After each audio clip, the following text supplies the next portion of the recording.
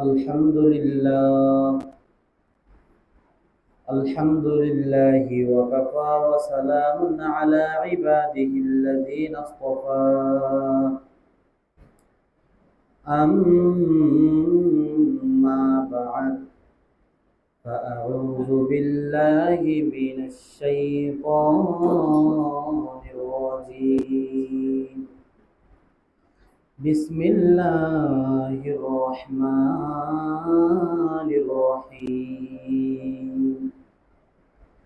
أحسب الناس أن يتركوا أن يقولوا آمنا بالله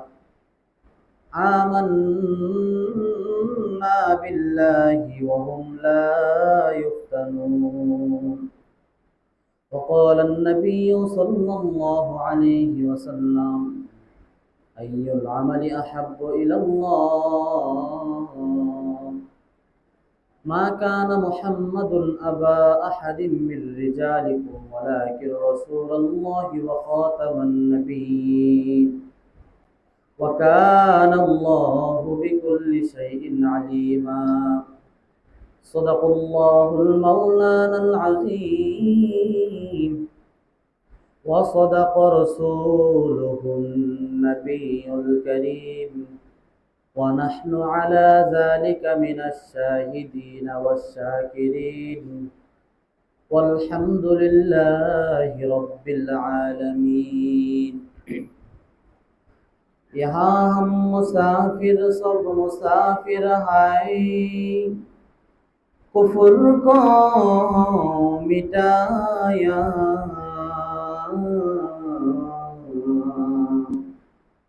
कुफर को मिटा कर हम लोगों के सामने यहाँ हम मुसाफिर सब मुसाफिर हैं कुफर को मिटाया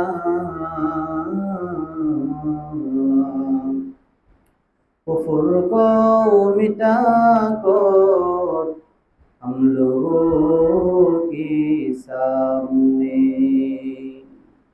रोज़ महशर जा जवाब है मुस्तफ़ा की रहमतन लिल आलमीन।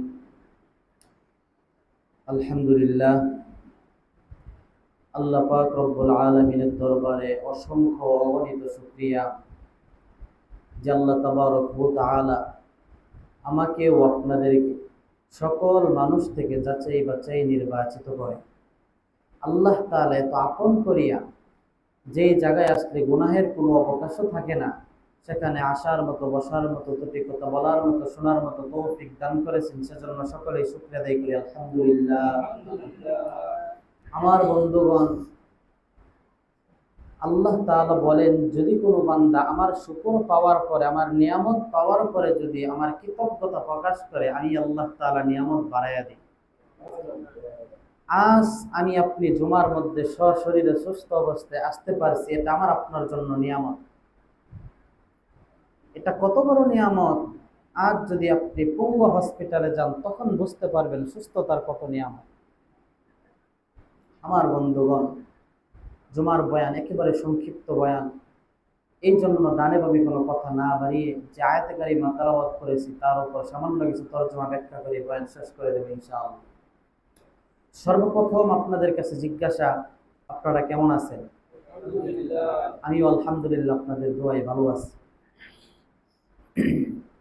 আজ আমি যে আয়াতে কারিমা তেলাওয়াত করেছি,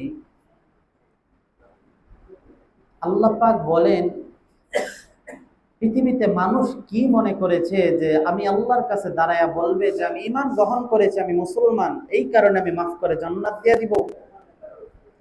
আজ পৃথিবীর মধ্যে কোনো নেতা মানে সমজাতীয় গোত্রের যদি কোনো লোক হয়, অর্থাৎ দলের লোক যদি হয়, যে কোনো দল থাকে, আলেম থাকুক আলেম যদি কোনো আলেমের কথা শুনে, একজন আম পাবলিকে যদি একজন আলেমের কাছে দাঁড়ায় বলে যে আমি কিন্তু হুজুরদেরকে ভালোবাসি, এই পাম খায়া হুজুররা সবাই খুশি হয়ে যায়। কথা ঠিক না? কিন্তু আল্লাহ বলেছেন আহাসিবান নাস, মানুষ কি মনে করেছে আইয়ুতরাকু, তাদেরকে ছেড়ে দেওয়া হবে, আইয়াকুলু আমান্না বিল্লাহ, শুধুমাত্র আমি আল্লাহকে এই কথা বললেই হবে যে আমি ঈমান গ্রহণ করেছিলাম। শুধুমাত্র ঈমানদার পরিচয় দেওয়ার দ্বারা আল্লাহ তাআলা আমাদেরকে ছাড় দিবেন না। আমার বন্ধুগণ, আসুন আমি আজ মহল ইস্তিশাদ হলো যে আয়াতে কারিমা তেলাওয়াত করেছি, সূরাতুল বুরুজের মধ্যে আল্লাহ তাআলা চারটি কসম খেয়ে কি বলেন আমরা সেটা জানব। এই সূরা বুরুজ কেন নাজিল হইল? সূরা বুরুজ নাজিল হওয়ার দ্বারা উদ্দেশ্য কি? সূরা বুরুজের নাম বুরুজ কেন রাখা হইল? এর শানে নুজুল কি? এই আয়াত থেকে আমাদের শিক্ষণীয় বিষয় কি? আমার বন্ধুগণ, সবাই একটু আমার দিক তাকান। সূরা বুরুজের মধ্যে সূরা বুরুজ নাজিল হওয়ার কারণ হলো নির্যাতিত সাহাবাই কেরামদেরকে আল্লাহ রাব্বুল আলামিন সান্ত্বনা দিতে গিয়ে সূরাতুল বুরুজ নাজিল করেছে। কি জন্য বলেন? নির্যাতিত সাহাবাই কেরামদেরকে সান্ত্বনা দিতে গিয়া আল্লাহ সূরাতুল বুরুজ নাজিল করেছে। কেমন সান্ত্বনা দিলেন সাহাবাই কেরামদেরকে? আল্লাহর রাসূলের জীবনকে আল্লাহ তিনটা ভাগে ভাগ করেছেন। একটা ভাগ হলো যেই দিন রাসূল দুনিয়া আগমন করেছেন এই দিন থেকে নিয়ে 40 বছর পর্যন্ত, নবুয়ত পাওয়ার আগ পর্যন্ত হলো একটা ভাগ। আরেকটা ভাগ হলো মক্কায় 13 বছর থাকলেন, কাফেরদের অত্যাচার সহ্য করিয়া 13 বছর মক্কায় থাকলেন, এটা হলো 2 নাম্বার দাগ। 3 নাম্বার দাগ হলো মদিনায় গিয়া কাফেরদের সাথে মোকাবেলা যখন করা শুরু করলেন, 10 বছর ওইখানে বেঁচে ছিলেন, এটা হলো 3 নাম্বার ভাগ। তোমার বন্ধুগণ, রাসূল 40 বছর পর্যন্ত কাউকে কোনো কিছু বলে না, চুপচাপ সাধারণভাবে নীরব অবস্থায় থাকে। তো যেই দিন আল্লাহ রাব্বুল আলামিন সংক্ষেপ করে দিলাম, আল্লাহ যেই দিন বললেন নবী আপনি সাধারণভাবে জীবন যাপন করেছেন, আপনি কাউকে কোনো ভালোও বলেন নাই খারাপও বলেন নাই, আজ থেকে আপনি সবার কাছে পৌঁছায় দেন লা ইলাহা ইল্লাল্লাহু মুহাম্মাদুর রাসূলুল্লাহ। আপনি সবাইকে বলে দেন যে নাই কোনো মাবুদ এক আল্লাহ ছাড়া, আমি মুহাম্মদ, আজ থেকে মুহাম্মদ না, আমি হয়ে গেলাম আল্লাহর রাসূল। এই কথা বলার পরে তিনি যখন মানুষের কাছে ঘোষণা দিয়ে দিলেন, শুধু ঘোষণাটা এইভাবে দেন নাই, পাহাড়ের একটা উঁচু টিলায় উঠা সমস্ত মানুষদেরকে ডাক দিয়া বললেন, ইয়া কুরাইশ, হে কুরাইশ গোত্র, হে বনে হাশিম গোত্র, তোমরা যত গোত্র আছো সবাই তোমরা আমার কাছে আসো। সবাই যখন গেলেন, নবীজি হলো পাহাড়ের উপরে, সমস্ত মানুষ হইল পাহাড়ের নিচে। এই মুহূর্তে বললেন, আমি যদি তোমাদেরকে বলি একদল শত্রু সেনা তোমাদের পিছনে অপেক্ষা করতেছে, তোমাদের উপর অতর্কিত হামলা চালাবে, তোমরা কি বিশ্বাস করবে? বলে আমরা অবশ্যই বিশ্বাস করব, কারণ আপনার মুখ থেকে কোনোদিন আমরা মিথ্যা কথা শুনি নাই। তা আপনি যদি বলেন 40 বছর পর্যন্ত কোনো মিথ্যা কথা শুনি নাই, তা আজ আমরা কেন বিশ্বাস করব না? বলে তোমরা যদি বিশ্বাস করো তাহলে আজ তোমাদের কাছে আমি বললাম, এই যে তোমাদেরকে বললাম যে তোমাদের পিছনে একদল শত্রু সেনা আছে, তোমাদের উপর অতর্কিত হামলা চালাবে, তাহলে জেনে রাখো আল্লাহ আমাকে একটা কালিমা শিখিয়ে দিয়েছেন, এই কালিমা না পড়ে যদি মারা যাও তোমাদের জাহান্নামের আগুন তোমাদের জন্য অপেক্ষা করতেছে। এই বলার পরে সমস্ত কাফের গোষ্ঠী যারা আছেন সবাই খেপে গেলেন। খেপে যাওয়ার পরে বলে, মুহাম্মদ তোমার অবস্থা কি এই? তুমি কি এই কারণে আমাদেরকে ডেকেছিলা? তখন আল্লাহ রাব্বুল আলামিন এই মানুষদের অবমাননা শুনতে পেলেন। সমস্ত মানুষ বলা বলি শুরু করতে লাগলো, মুহাম্মদ ধ্বংস হয়ে গেছে, মুহাম্মদ পাগল হয়ে গেছে। এই কথা যখন বলা শুরু করলো তখন আল্লাহ খুব কষ্ট পাইলেন। আল্লাহ বললেন, নির্যাতিত সাহাবাই কেরাম, যে সমস্ত সাহাবাই কেরাম নবীজির সাথে থাকতো, এই সাহাবাই কেরামদেরকে প্রচুর পরিমাণে কষ্ট দিচ্ছে। হযরত খাব্বাব, হযরত ওমর খাব্বাবের সামনে গিয়া বললেন, ও খাব্বাব, তোমার জিহ্বাটা একটু বার করে দেখাও। হযরত খাব্বাব জিহ্বা বের করে যখন ওমরের কাছে দেখাইলেন, ওমর রাদিয়াল্লাহু তাআলা আনহু ডাক দিয়ে বললেন, ও ভাই খাব্বাব, তোমার জিহ্বার পরিণতি এমন কেন? খাব্বাব ডাক দিয়ে বললেন, ওমর,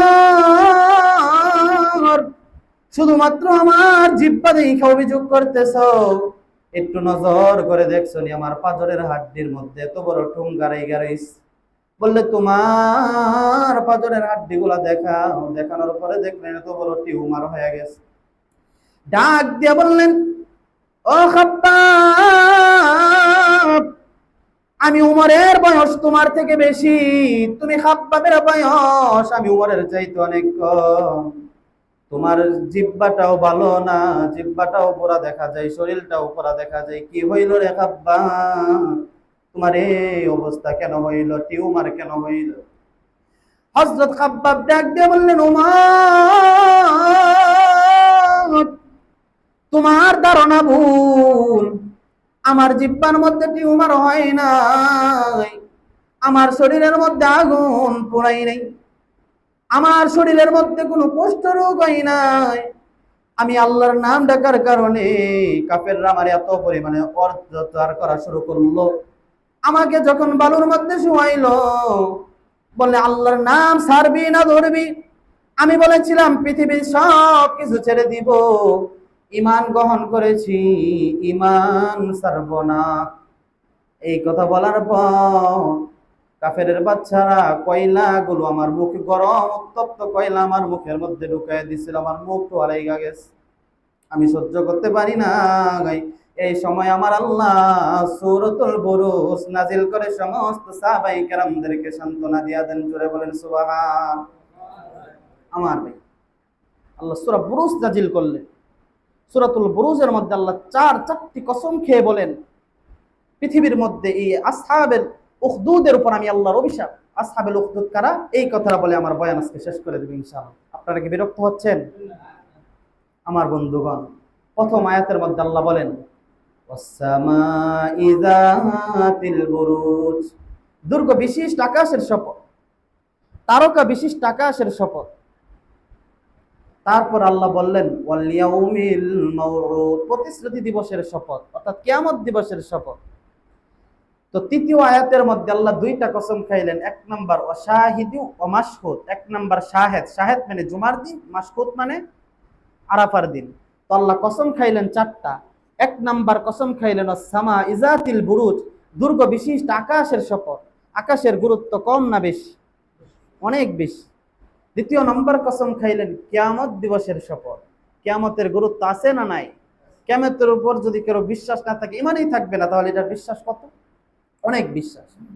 তো একটা কসম খাইলেন আকাশের, আরেকটা কসম খাইলে কিয়ামতের, আরেকটা কসম খাইলেন জুমার দিনের, আরেকটা কসম খাইলেন আরাফার ময়দানের। এই চারটি কসম খেয়ে আল্লাহ কি বলেন? কুতিলা আসহাবুল উখদুদ, গর্ত খননকারীদের উপর আমি আল্লাহর অভিশাপ। তো গর্ত খননকারী কারা? এই গর্ত খননকারী কারা? কুতিলা আসহাবুল উখদুদ, আল্লাহ নিজে বললেন। আর কোরআনের কোথাও কাউকে কোনো অভিশাপ দেন নাই। একটা জায়গায় আল্লাহ কোরআনের অভিশাপ দিলেন, এই জায়গাটা হলো সূরাতুল বুরুজ। আল্লাহ বললেন গর্ত খননকারীদের উপর আমি আল্লাহর অভিশাপ। গর্ত খননকারী কারা? আল্লাহ রাসূলের যুগে একটা প্রেসিডেন্ট ছিল, একটা সরকার ছিল। একটু মনোযোগ দিয়ে শুনবেন, কয়েক মিনিটের মধ্যে, কিছুক্ষণের মধ্যে আলোচনা শেষ করে দিব। আল্লাহর রাসূলের যুগে একজন প্রেসিডেন্ট ছিল। কে ছিল বলেন? একজন রাজা ছিল। এই রাজার কাছে একজন কর্মচারী ছিল, হইল জাদুবিদ্যা করতো, প্রচুর পরিমাণে জাদুবিদ্যা জানত। তা আমাদের দেশে এখন কিন্তু জাদুবিদ্যার প্রভাবটা নাই। একটা সময় জাদুবিদ্যার খুব প্রভাব ছিল। এখনো কিন্তু আমাদের দেশের মা বোনেরা জাদুবিদ্যা অনেক বিশ্বাস করে। তো ওই যুগে যে একটা লোক জাদুবিদ্যা জানতো, তাহলে তার পাওয়ারটা কিন্তু সবার থেকে বেশি। তুই আমার সাথে ঝগড়া লাগছস, জাদু দিয়ে তোর মেরে লাই।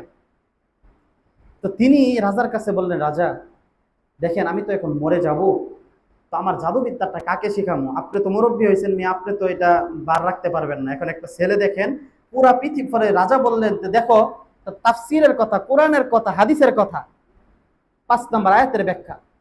বললেন পৃথিবীর সকল মানুষকে ডাক দিয়ে বললেন, ও দুনিয়ার মধ্যে এমন কে আছে সুঠাম দেহের অধিকারী, ট্রেনিং প্রাপ্ত সেনাবাহিনী, যে তুমি জাদুবিদ্যা শিখবা? সারা দেশ উজাড় কইরা খুঁজা একজন লোক পাইলো। এই লোকটা হলো যুবক মানুষ, তরুণ মানুষ, সুন্দর, সুঠাম দেহের অধিকারী। তিনি বললেন জাদুবিদ্যা শিখবো। বলে তুমি জাদুবিদ্যা শিখবা? এই টাইম, তুমি এই দিনের মধ্যে, তুমি প্রতিদিন এই টাইমে আসবা, আমার কাছ থেকে জাদু শিখা যাইবা। কে বলতেছেন? রাজার কর্মচারী। তিনি সময় করে আসেন। রাস্তার মধ্যে একজন মুসলমান পাদ্রীর সাথে দেখা হয়ে গেল। মুসলমান বললেন, তুমি, মুসলমানের সাথে যখন কথা বলা শুরু করলো, তখন কি হইল? ওই লোকের কথার সাথে যখন তার কথা বইনা গেল, মিল্লা গেল, ওই সময় সাথে সাথে কালিমা পড়ে মুসলমান হয়ে। আমার ভাইয়া, পাগলা থানার ভাইয়েরা আমার, এর যুবক বন্ধু, একবার চিন্তা করে দেখেন, আজকে এখানে বসে কত সুন্দর বয়ান শুনতেছি। আল্লাহর হুকুম যদি এসে যায়, একটু পরে আমার জীবনটা দুনিয়ায় নাও থাকতে পারে, কবরের জিন্দেগিও হতে পারে রে বাবা। কার জন্য জানি রে জঙ্গলার বাস রেডি হয়ে গেছে। কার জন্য জানি রে সাদা মার্কিনী কাপড় তৈরি হয়ে গেছে, কার পিছনে জানি গো মালাকুল মউত আজরাইল দাঁড়ায় রইছে। আমার বন্ধু রে, ওই সময় জাদুবিদ্যা যিনি শিখতেন, পুরা পৃথিবীর মধ্যে লোক তালাশ কইরা একজন লোক পাইলো জাদুবিদ্যা শিখবে। এই লোক মুসলমান পাদ্রীর সাথে যখন দেখা হইল, সাথে সাথে মুসলমানের কথার সাথে যখন তার কথা বললো, কালিমা পরে মুসলমান হয়ে গেছে। আমার ভাইয়ের, আমার বন্ধুগণ, মুসলমান পাদ্রী একটা ডেক দিলেন, এই সময় তুমি আমার কাছে এসে কোরআন শিখবা। এই দিকে জাদুবিদ্যা যিনি শিখাইবেন তিনিও সময় দিলেন, তুমি এইখানে এসে এই সময় তুমি শিখবা। দুইজনের সময়ের সাথে সময় মিল নাইকা কোরআন পড়তে যখন দেরি হইয়া যায়, কোরআন পড়া যখন জাদুবিদ্যার কাছে আসেন জাদুবিদ্যা শিখবে, এই সময় আঘাতের পর আঘাত করতে লাগে। একটা সময় আঘাত করার পর অধৈর্য হইয়া তিনি জাদুবিদ্যা ছেড়ে দিলেন, কিন্তু আল্লাহর কালাম শিখা ছাড়ে নাই। আমার বন্ধুরে, এই ঘটনাটা শোনার পরে, হাদিসটা শোনার পর আমি 100% সিউরিটি দিয়ে বলতে পারবো আপনার মন একটু হইলে আল্লাহর দিকে ধাবিত হইবে। আমার ভাইয়ের, এই লোক রাস্তা দিয়ে চলতেছেন, অনেক মানুষ কোরআন শেখার জন্য মুসলমান পাদ্রীর কাছে যাইবে, এমন মুহূর্তে রাস্তার মধ্যে বিশাল আকৃতির একটা বাঘ তাকায় রয়েছে। হুকুমকার, আওয়াজ দিয়ে বলেন হুকুমকার। এই লোকটা তখন বললেন, এই বাঘের কারণে সমস্ত মানুষ ছুটে যায়, আর যদি আমি বাঘকে সরাইয়া দিতে পারি, আমার আল্লাহ যদি বাঘটাকে সরাইয়া দেয়, তাহলে মানুষ এলেম শিখতে পারবে। আমি কি করব? বিসমিল্লাহ বলে একটা ইট হাতে নিয়ে আমি ইল্লা দিব। যদি ইট মিল্লা দেওয়ার পর বাঘ সরে যায়, আমরা কোরআনের কথাগুলো শুনতে পারবো, কোরআন শিখতে পারবো।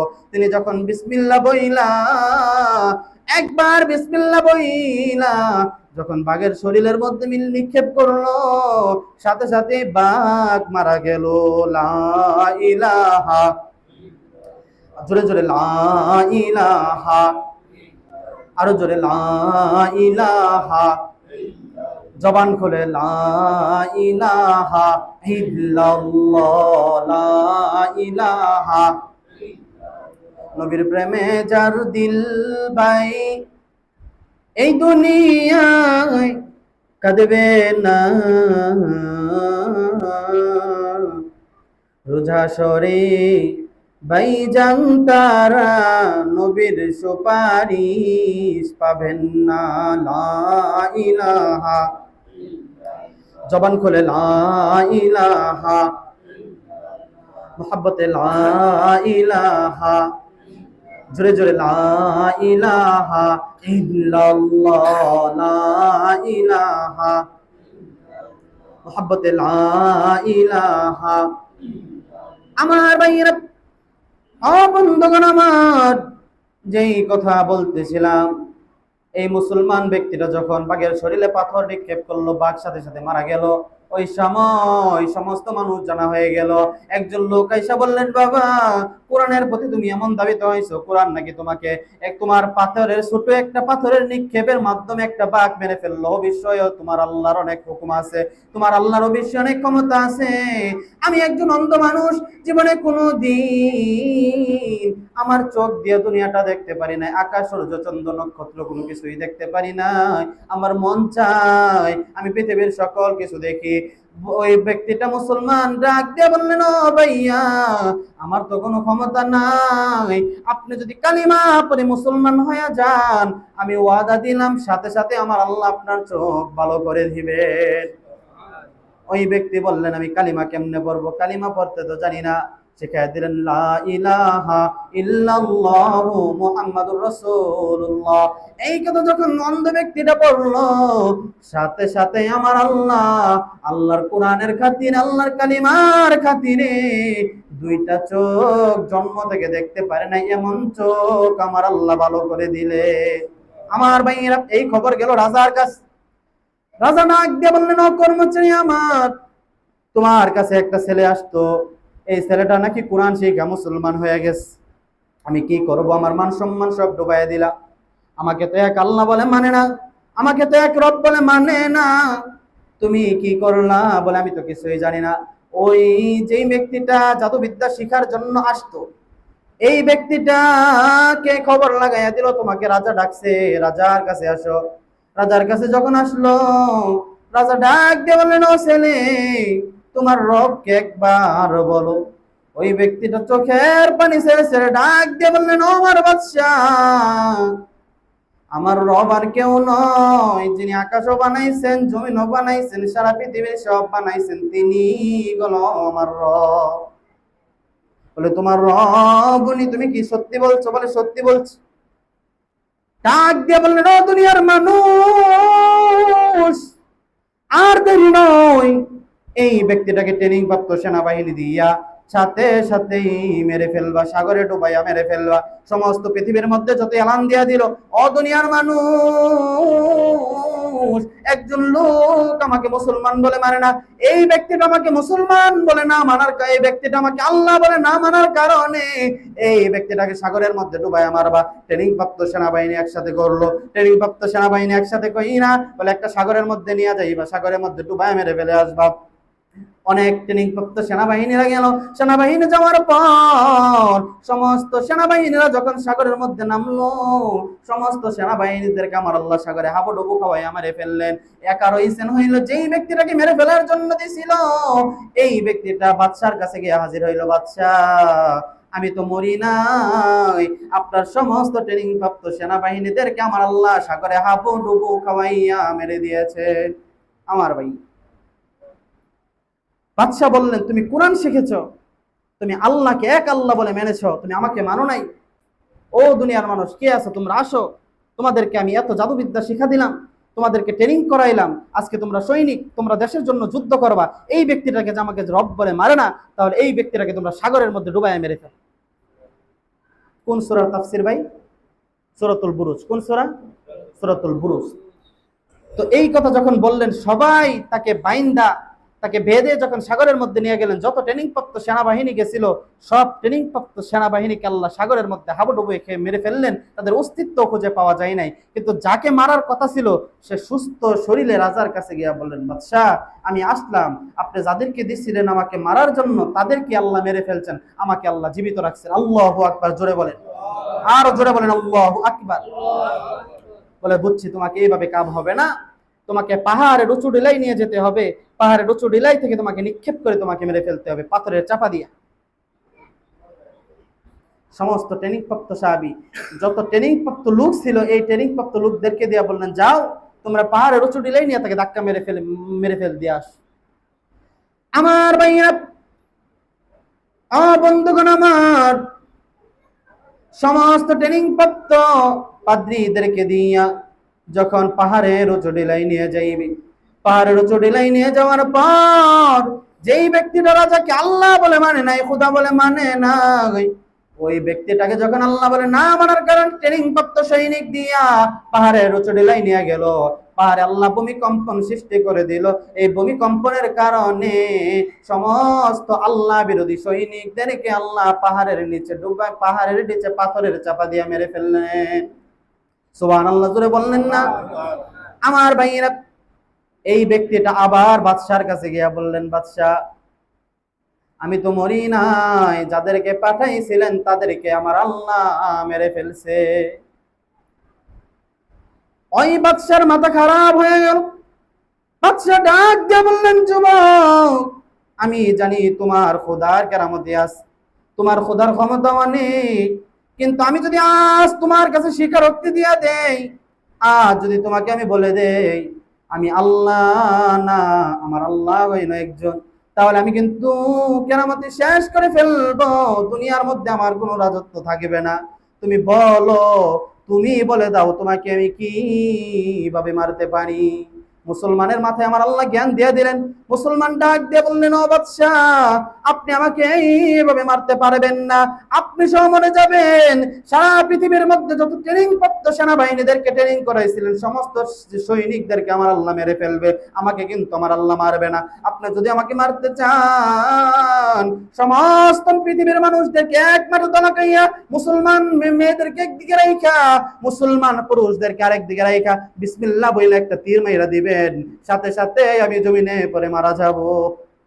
সমস্ত মানুষদেরকে ঘোষণা দিলেন, অমুক দিন অমুক মাঠে আসবা, অমুক দিন অমুক মাঠে আসবা। আমাকে আল্লাহ বলে মানে না, তার বলে এক আল্লাহ আছে, এই ব্যক্তিটাকে মেরে ফেলবো।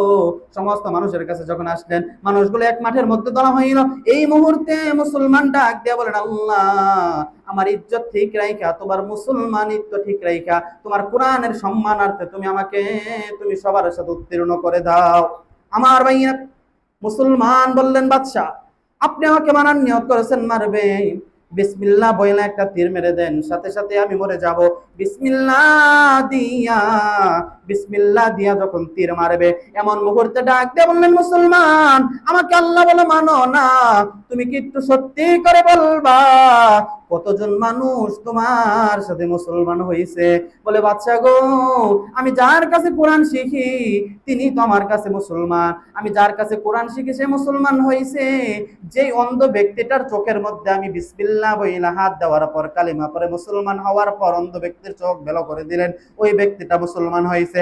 একমাত্র আমি মুসলমান, আমার উস্তাদ মুসলমান, যেই ব্যক্তিটার চোখ আমার আল্লাহ ভালো করে দিছেন এই ব্যক্তিটা মুসলমান। তাদেরকে কি আপনার কোনো দরকার আছে নাকি? বলে, তাদেরকে একসাথে নিয়ে আসো, তোমাদের তিনজনকে আমি একসাথে মেরে ফেলবো। আমার ভাইয়েরা কেমন বুদ্ধিমান রাজা, অনুমতি চাইতেছে, তুমি শিখায় দাও তোমারে কিভাবে আমি মারবো। আমার বন্ধুগণ, অন্ধ ব্যক্তিটাকে বললেন, অন্ধ তুমি কি জন্য মুসলমান হইছ? আমাকে আল্লাহ মারো না। বলে, আমার বয়স 30 থেকে 35 বছর, তোমার কাছে আমি এতদিন যাবত তোমার কামলা খাটি, কোনদিন আমাকে তুমি মুসলমান, আমি তোমার কাছে কামলা খাটি। আজকে আমার বয়স 30 থেকে 35 বছর হয়ে গেল, কিন্তু তুমি আমার চোখটা ভালো করে দিতে পারলা না। একবার খালি আল্লাহর নাম বইলা ডাক দিলাম, আমার আল্লাহ 35 বছর পরে আমার চোখ আমার আল্লাহ ভালো করে দিলেন, দুনিয়ার সব আমি দেখতে পারি। এই কারণে মুসলমান হইলাম।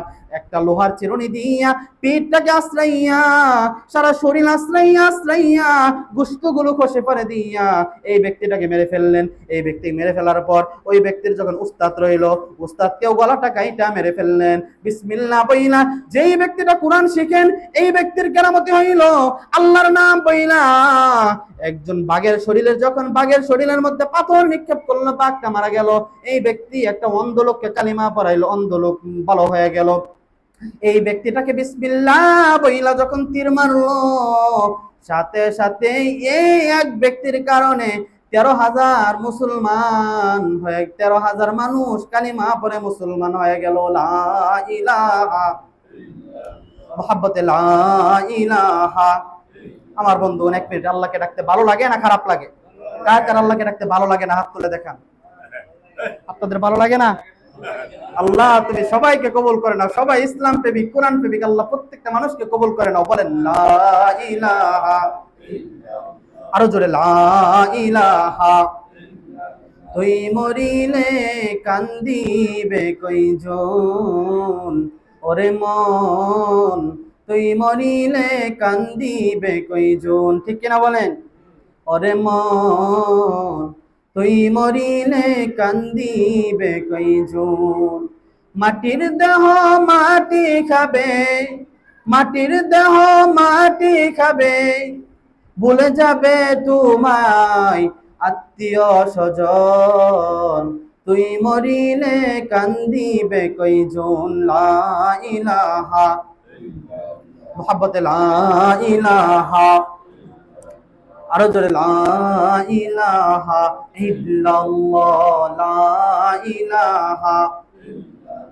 আমার ভাইরা, একজন মুসলমানকে 3জন মুসলমান মারার কারণে মুসলমান হইল আর কতজন? 13,000।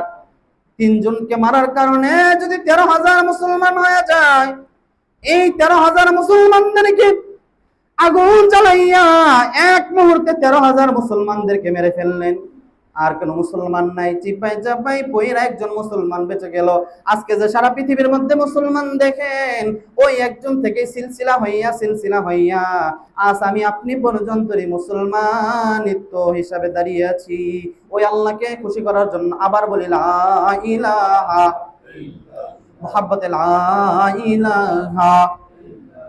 ভাইরা আমার, আমাকে আপনাকে আল্লাহ নিয়ামত কম দিছে না বেশি দিছে? দিছো আল্লাহ গারো দিও কাইরা নিও না, সোনার মক্কা না দেখায়া মরণ দিও না। জোরে বলেন আমিন।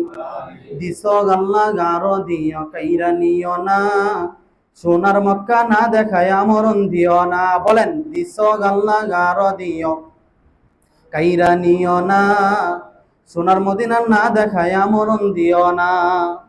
দিছো আল্লাহ গারো দিও কাইরা নিও না, সোনার নবীদের স্বপ্ন না দেখায় মরণ দিও না। লা ইলাহা মুহাব্বতে লা ইলাহা। আমার ভাইয়েরা, ও বন্ধুগণ আমার, আপনাদের মনোযোগ আমার আকর্ষণ এত বাড়িয়ে দিল। আপনাদের মনোযোগের কারণে আমার মনে হইতেছে আল্লাহর রাসূল যেই যুগে বেঁচে ছিল, সাহাবাই কেরামদেরকে নিয়ে যখন এইভাবে তালিম দিতেন, সাহাবাই কেরামদের আকর্ষণ, কিতাব পড়ে যা জানলাম, কোরআন পড়ে যা জানলাম, আজকে সাহাবাই কেরামের তাতাবুক আপনাদের থেকে আমি অনুভব করতেছি। আমার বন্ধুরে, আপনাদের মনোযোগ এত সুন্দর ভালো, আপনাদের মনোযোগের কারণে আমার কোরআনের স্পিড আরো বাড়ায় দিল। জোরে বলেন আল্লাহু আকবার। আমার বন্ধু মন চাইতেছে বন্ধুগণ সারাদিন যেন এভাবে বয়ান শোনায় দেই, কিন্তু আমি তো পারবো না, কিছুক্ষণের মধ্যে বয়ান শেষ করে বিদায় নিয়ে চলে যাব। তবে বন্ধুরে, দেখা যায় তো হয়ে গেছে, আবারও হবে ইনশাআল্লাহ। তবে বন্ধু একটি কথা মনে রাখবেন, ওই যুগে যদি এই 3 জন মুসলমান মারার কারণে 13,000 মুসলমান হয়ে যেতে পারে, আর যদি আমি আর আপনি অটল থাকি, আল্লাহকে শুধু এক আল্লাহ ওই না মানি, বাবা মার সাথে যদি ভালো আচরণ করি, গোষ্ঠী যেটি যারা আছে তাদের সবাইকে যদি আমরা ভালো বলে মানি, সবার সাথে যদি ভালো আচরণ করি, আমার আল্লাহ আমাকে আপনাকে জান্নাত দিতে কোনো দ্বিধাবোধ করবে না। আমার ভাই রাগ করলেন? বেজার হয়েছেন? রাগ করছেন? আল্লাহ তুমি প্রত্যেকটা মানুষকে কবুল করে নাও। আল্লাহ তুমি এই মহল্লার মধ্যে খাইরে বরকত দান কর। যতদিন আল্লাহ এই মহল্লার মধ্যে মানুষ রাখবা, ততদিন আল্লাহ খাইরে বরকতে তুমি সকল মানুষকে কি খাইরে বরকতের মধ্যে হাবুডুবু রাখো। আসমানি বালা আসমানে উঠায় নিও, জমিনে বালা জমিনে দাফন করে দাও। প্রত্যেকটা মানুষকে আল্লাহ সুশিক্ষায় শিক্ষিত করে দিও। সকলে বলেন আমিন। ওয়া আখির দাওয়ানা আলহামদুলিল্লাহি রাব্বিল আলামিন। যারা সুন্নাত পড়েন কবলাল জুমা